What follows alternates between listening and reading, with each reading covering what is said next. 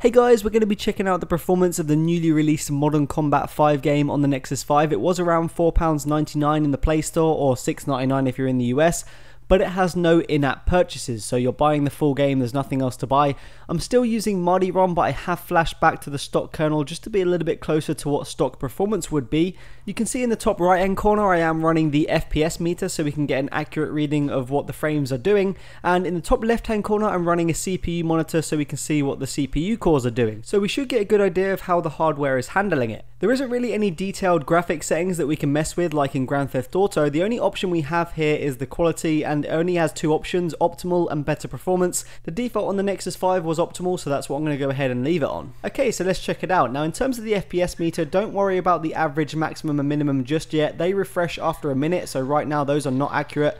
You'll probably notice that right there the game kind of froze. The FPS counter says it dropped down to 14 frames per second, but it looked like it froze. Not quite sure why that was. Maybe it was just loading something in the background, I don't know. Now while I've been playing this game, in terms of the frame rate, I've never seen it really go into the 40s, 50s or 60s. So in my opinion, I think there may be a frame limiter on this game, somewhere around the 30 to 35 mark. So you're realistically not going to get above that. You might spike to 37 or 38, but you'll probably jump back down to around the 30 mark. They normally do that because it saves battery. Running at 60 FPS will kill your battery because it's a lot more frames to process.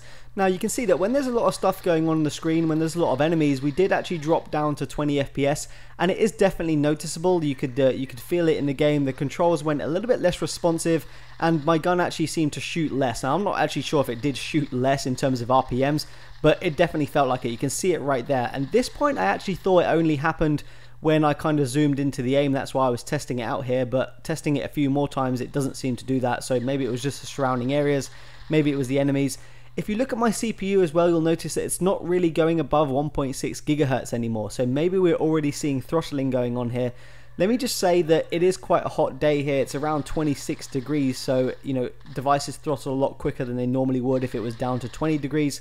So you'll have to take that into account, but generally when you're just running around and there isn't any enemies on the screen, the performance is around 28 to 33 FPS.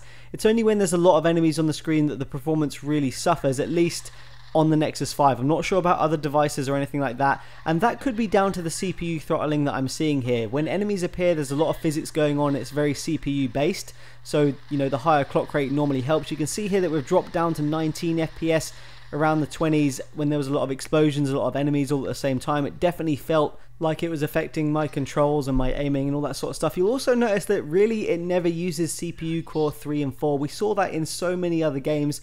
It really doesn't use those other two cores, and that's kind of annoying. You wish they would. Maybe they do it to save power, maybe it's just more complicated to run a game using 4 cores. I don't quite know, but you'd assume that it would help with the physics and the processing and make the game a little bit smoother. If I had to put my money on this right now, I probably would say the GPU is handling it fine, but the CPU might be the bottleneck, especially as right now it is probably being throttled. If you were running at 2.3 GHz for 2 cores, it would probably be running a little bit smoother. Of course, that's only what my gut's telling me. I could well be wrong. One thing I do want to say about this game is the graphics are awesome. The textures look great, there's loads of effects, there's particles flying around, there's lens flare, and you can even see the reflection in the sight when you're not aiming down it. And it just shows you how far mobile gaming has come in such a short time, and it's only going to get better as well, especially as new hardware gets released with stronger GPUs and all that sort of stuff. So it is very, very impressive. So I also wanted to show you guys the multiplayer here, but take into account I'm not using a controller. A lot of people probably will be, so I'm likely to get smashed here. Okay, let's take some tentative steps out here into the multiplayer world. There's a guy, and yeah, I can't quite aim and I'm dead. That was pretty poor on my part, but I was fresh into the game. I wasn't quite ready, at least that's my excuse. Let's try this again. Okay, so there's a guy and he's dead. Who killed him? Where is he? Let's go find him. There he is. How did he aim that quickly? This guy must have had a controller. I think to play this game properly on here, to get a good kill death ratio, you're going to need a controller. I don't think it's going to be really possible with the on-screen controls. And oh my god, look at that. There's even a noob tuber here already. I cannot believe that. That's enough for me. I'm about to rage quit this bitch. But yeah, there you go guys. Let me know what you think. Don't forget my device was being throttled because it is quite warm here. And I'm so happy somebody killed that guy. Wah! Peace out.